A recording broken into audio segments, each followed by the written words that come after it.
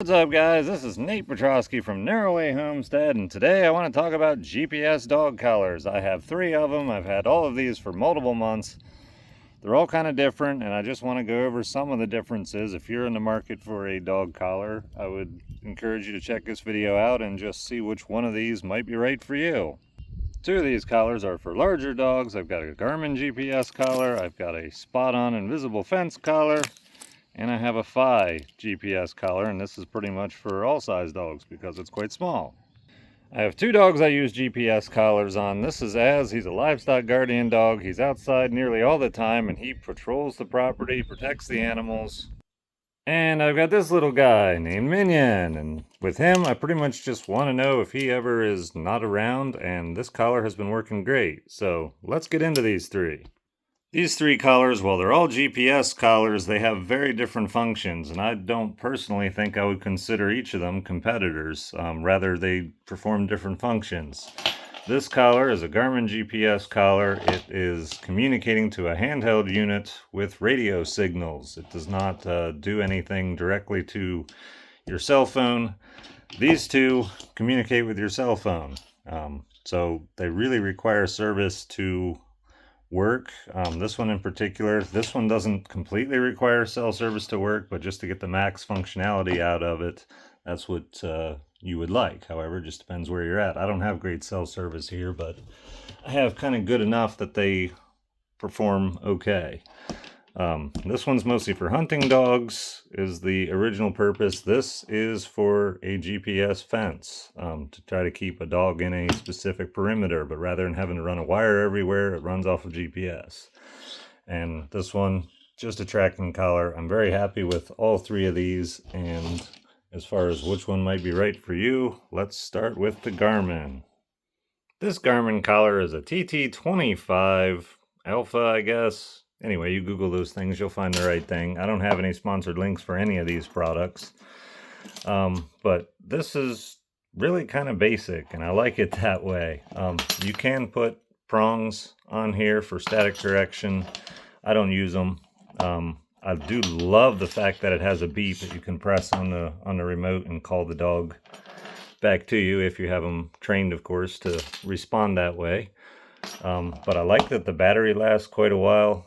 The handheld is filled with features. That being said, this handheld feels like it came out of the early 2000s. Like, the technology is just clunky and feels outdated, but it works, so who cares? Because I don't use this product really as intended, oftentimes this handheld unit is telling me it lost GPS because this thing loses the GPS, particularly at night when I'm inside. I don't really care about that. I wish that message wouldn't come up. I upgraded the antenna. That seems to disconnect from the collar a little bit less. I also had to replace this antenna on the collar itself because Az chewed it off.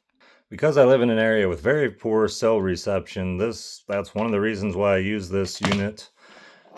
Just connecting directly with radio frequencies, I can see where he's at. Depending how often you update or have the collar update the handheld unit, you will be able to see an accurate area of where he's traveled. You can change the update rate. For battery life, I set it on dynamic. I'm not really sure, it just kind of chooses the update rate. You can also choose to have it update every 2.5 seconds regardless, and that works really nice. It'll also let you know if the dog is barking. The handheld unit will beep. You can also set up alerts to let you know when the dog leaves a certain area and re-enters. So kind of an invisible fence of sorts, but you pretty much have to be very hands-on with the dog as opposed to some of these other more automated collars. I'm a very hands-on person with my dog, so this is just the collar I prefer to use because I would rather go out, even if I have to go out 50 times a night, well, so be it. I'll go out 50 times a night and correct the dog, encourage the dog, whatever's happening. There's no substitution for training. Products are only as good as the dog is trained. The battery life lasts for days. When I'm outside with the remote and not in a building, it stays connected almost all the time. I find myself going outside to reconnect the handheld to the collar itself. You can actually get external antennas and run an antenna outside on top of the building. That would probably totally eliminate that issue. and I may do that at some point. However, oftentimes I want to bring that with me, and then I'd have to disconnect the antenna and reconnect it. But there's a lot of options, and for me, I think I can make this work really well, and it is my preferred collar to use in my situation. My only real complaint about it is the clunky software. It's Garmin. They had a peak. They're making all kinds of GPS units for vehicles and everything else. They've kind of done some updates since then, but it just feels very clunky. However, it's usable, so I can work with it. Next up, the SpotOn collar. And yes, all of these collars have been used. I've tested them pretty extensively. Every one of these collars I have purchased, except for this one. They sent this one to me in exchange for a video. This video is not the video that it was in exchange for. This is as honest of a review as I could possibly give. They have no idea I'm making this video, and I really don't have much bad to say about it. The software is phenomenal to use. It connects to your smartphone with a data connection, or I believe you can Bluetooth it as well. My issue is that my cell signal is kind of poor around here, so I can't always know where the dog is all the time. That being said, the invisible fence, when you set it up, it will work regardless of whether or not this collar is communicating with your phone. It will go directly off the GPS, and if your dog gets too close to the perimeter, it will give a certain warning beep. If it gets closer, it will give another type of warning, and then you can set it up for static correction, or you can set it up to vibrate once they actually hit the line. And when they come back in, it does not correct them upon re-entry, and I've found that to be quite accurate. If I wasn't as hands-on as I was with my dog and just wanting to go out there all the time and just personally be involved, that is the collar I would probably use on him all the time. The thing I don't like is I just can't know where he is by pulling out my phone and looking at it. If I live somewhere with good cell service, that would not be a problem. The other thing I really wanted to mention, within their app, they have all kinds of dog training instructions, which is really cool. They focus a lot on training, and they have easy to read, easy to follow, and understand instructions to help you get your dog used to this fence perimeter you're setting up. I think they've gone above and beyond what most companies would do for support for the product in that regard. Not totally sure how wild I am about the strap. I haven't had it break on me. It is kind of elasticy. I do kind of feel like maybe this is a little bit chintzy, but it hasn't broke on me, so I can't really say.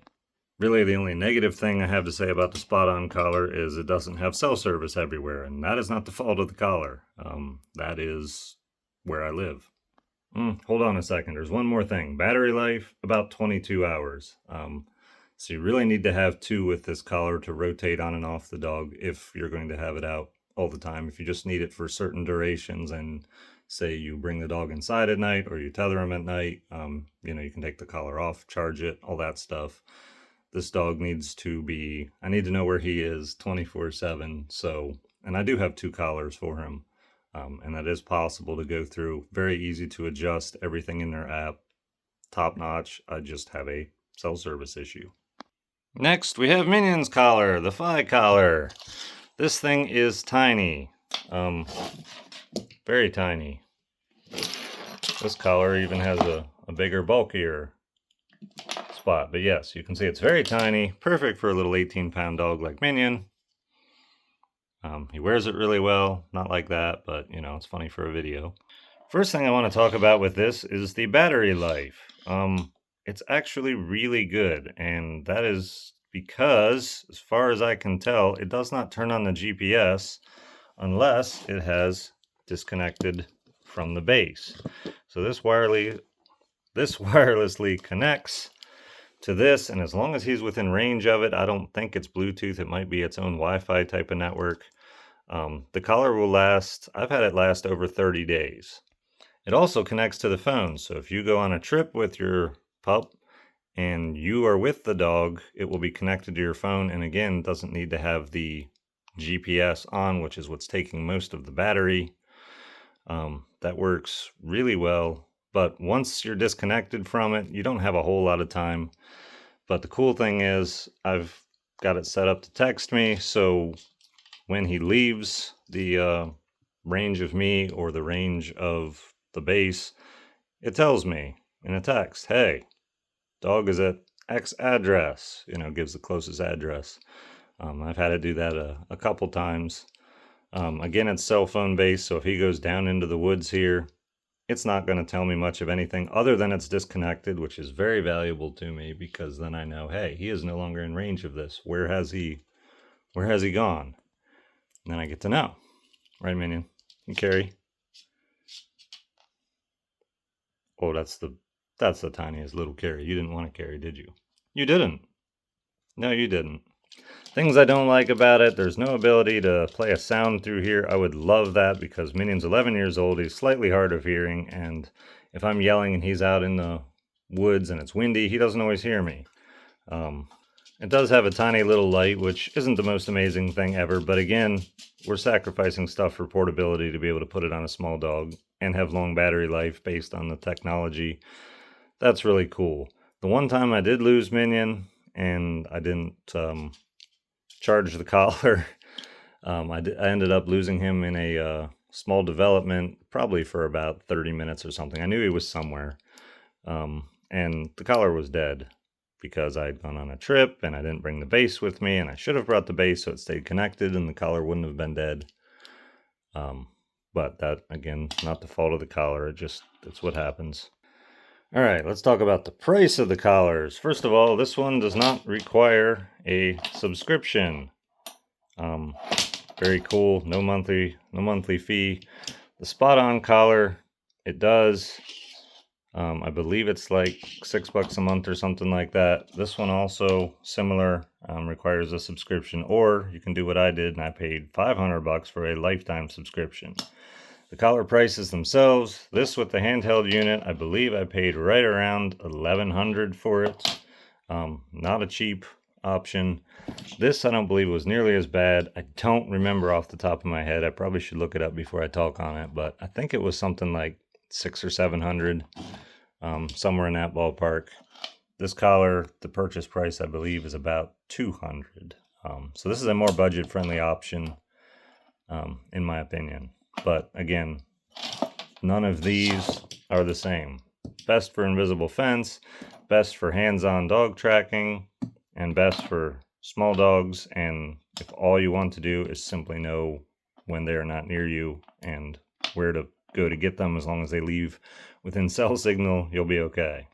If you're in the market for a dog collar, I hope you check those out. There's other options available. Those are the only ones that I have hands-on experience with for months at a time, so they're the only ones I'm qualified to speak on. Appreciate you guys watching. If you have questions and I didn't address them in here, I'm sure I missed some stuff. Definitely let me know in the comments. I may make a follow-up video, and as time goes on, if I decide to switch or do stuff different with collars, I'll make an update video on that as well. One of the big comments I can anticipate getting is that they're very expensive. And I can tell you, in the moment when you have lost your dog somewhere and you're very concerned about its whereabouts, its health, how much money would you pay to get your dog back? Well, spend the money ahead of time on a collar so that you can have a good chance of locating the dog versus wishing you really had one. Because I know if I had a dog missing, either of my dogs missing, and it's been hours, it's been days, no idea where they are, would I spend thousands of dollars to get them back in one piece and know they're fine? Absolutely. And so for me, purchasing collars to make sure I have the best chance of finding the dog, a no-brainer. If you like this video, you want more homesteading content, you want more dog content, hit that like and subscribe. Follow me here, and if you like cool stuff like LED light up hats for when you forgot your flashlight, check out narrowwayhomestead.com. All kinds of stuff there. Beard care products, air roasted coffee. Appreciate your support one way or the other, or even just you watching. Have a great one.